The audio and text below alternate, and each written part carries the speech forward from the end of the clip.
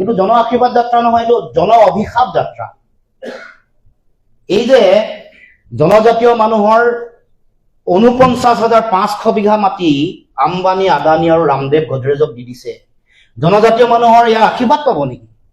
এই যে মুখ্যমন্ত্ৰীৰ পৰিয়ালে দুৰ্নীতি কৰি আছে, সম্পত্তিৰ অবাধ তেওঁলোকে মানে লাখ লাখ হাজাৰ হাজাৰ কোটি টকাৰ তেওঁলোকৰ বিভিন্ন সম্পত্তি ইফাল সিফাল, জনগণৰ ইয়াত কি আশীৰ্বাদ পাব?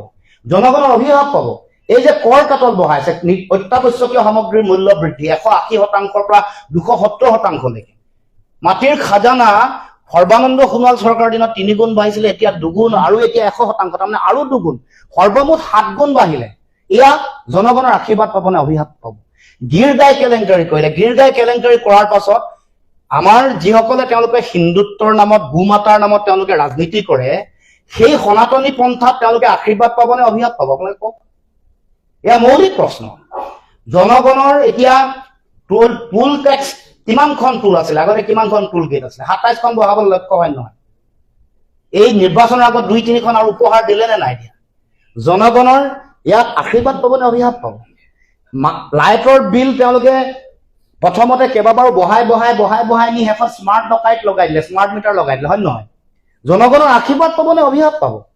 গতিকে এইবোৰ কথা অসম চুক্তিৰ 6 নম্বৰ দফা আজিলৈকে কাৰ্যকৰী নকৰিলে, বানপানী গৰাখহনীয়া ৰাষ্ট্ৰীয় সমস্যা হিচাপে সমাধান নকৰিলে, অসম চুক্তিৰ প্ৰতিটো দফা কাৰ্যকৰী কৰিম বুলি কৈ নকৰিলে, 16 মে'ৰ পিছত বিদেশীত তাৰি টোপোলা বান্ধি যাব লাগিব বুলি কৈ তেওঁলোকে বিদেশীক নেখেদিলে, ৰাজহুৱা খণ্ডৰ উদ্যোগসমূহক পুনৰুজ্জীৱিত কৰিম বুলি কৈ বিক্ৰী কৰিলে।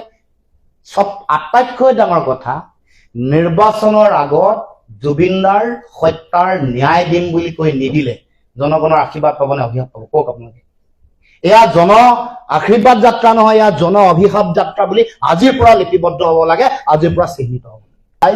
এয়া জন আশীৰ্বাদ যাত্ৰা নহয়, আৰু জনগণে দিব লগা আশীৰ্বাদ দি আছে 26ৰ নিৰ্বাচনত। অহা 7 আৰু 10 বা 11 তাৰিখৰ ভিতৰত হ'বতো নিৰ্বাচন।